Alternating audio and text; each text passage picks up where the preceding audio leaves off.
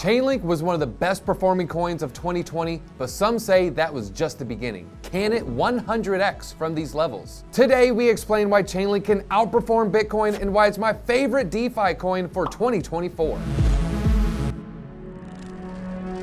The Link Marines know Chainlink is the #1 oracle in crypto. But some of you may be wondering, well, what the heck is an oracle and what makes Chainlink #1? Well, let's dive in. Oracles. Chainlink, or simply known as Link, is an oracle, and oracles are crucial for making blockchain work in any real kind of way.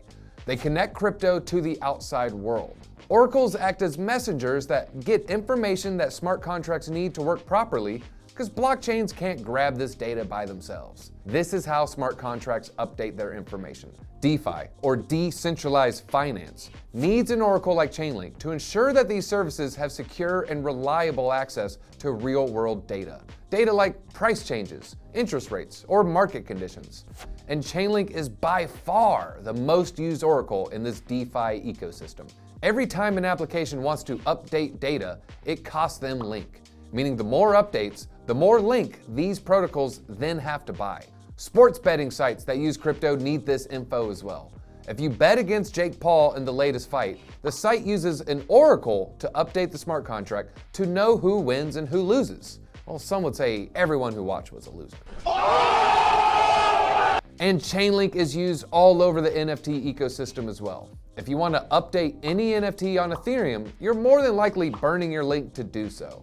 But what might that look like? Say you have an NFT of a baseball player. Say he hits a home run in last night's game. That NFT might have his bat on fire or stats updated on the back end. Every time the art or the stats are updated, that costs Link. So you can see the actual use case here. Chainlink is much more than a meme coin. But how did Chainlink begin?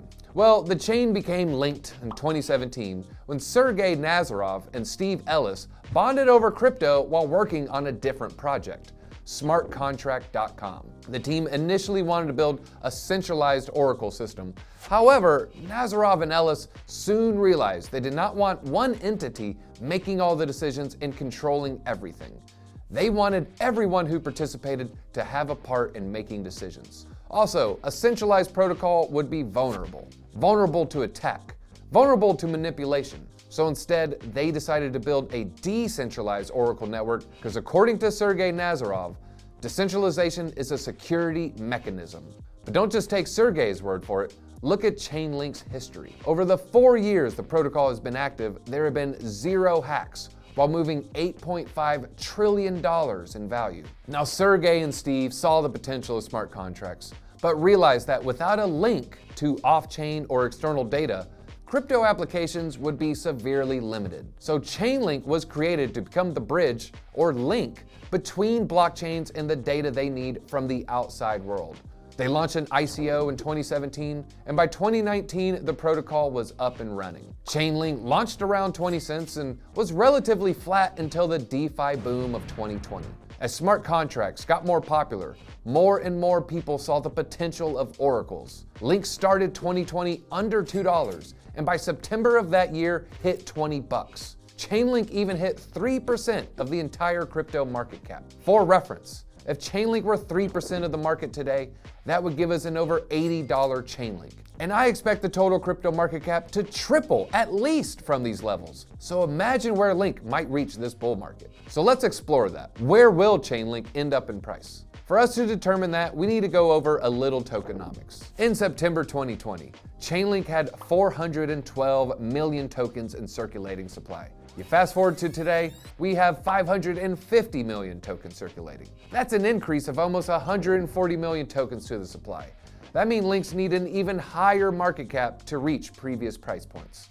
Now, this will add a little resistance to any price pump, but I would emphasize little here. I don't expect the market to have too much trouble absorbing the extra supply of tokens. I know I'm doing my part. Now let's look at some of the previous prices. In 2021, Chainlink set an all-time high of $53 with a market cap of right under $23 billion.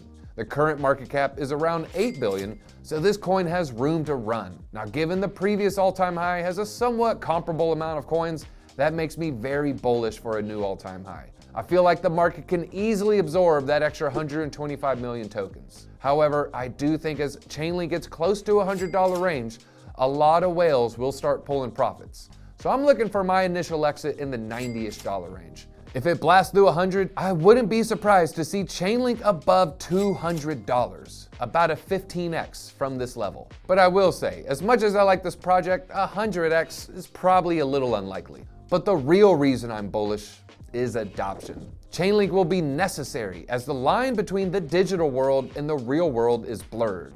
There will be a need for trusted messengers to send off-chain data on-chain, and no protocol is more trusted than Chainlink when it comes to relaying that information. There are several ways this could work, but I think a major way will be Web3 gaming. I think Web3 gaming will be huge in the next bull run. Now, imagine you're building a video game like Grand Theft Auto, and you want something in the game to change based on something that happens in real life. Chainlink is the messenger who runs between the real world and the game world. It grabs information from the real world, like the weather, or a football score, or what the in-game currency trades for on the open market, and tells the game world about it. I also expect real-world assets to bring in huge institutional players. Chainlink can help keep tabs on the prices of assets like gold, houses, stocks, or treasuries. BlackRock, JP Morgan, and other financial giants are exploring the tokenization of real-world assets. And the more these institutions tokenize assets with Link, the more Link will be needed. So adoption leads to more Link being bought, which pumps the price, which then leads to even more adoption. This is huge for Link holders. But what gets me more excited than anything is the untold use cases. We don't know what we don't know. And I would point to early phone apps as an example. Chainlink today feels like smartphones 15 years ago. Do you remember those early smartphone apps? They were basic and honestly stupid, but they laid the foundation for what was to come.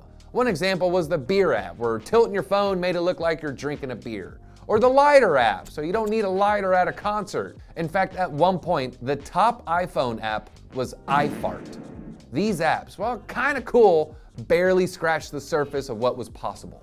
Now apply this perspective to Chainlink. Today we see Chainlink powering DeFi and being crypto's main source for reliable data. This might sound like hot air, but I think this is the iFart phase of blockchain and oracles. Integrating real-world data through Chainlink could change the industry in ways we can't even imagine yet. Maybe Link manages traffic systems in smart cities, or even works with AI for real-time monitoring of air pollution or water quality. The possibilities for Chainlink are endless, just like they were when the first smartphone apps rolled out. We had no idea what apps were going to change the world. We just knew it was inevitable. And I feel Chainlink is just as inevitable. This is a world-shaping technology, and that's why Chainlink is my favorite DeFi play for 2024. I'm Deezy for Discover Crypto, my Link Marines, and I'll see you at the top.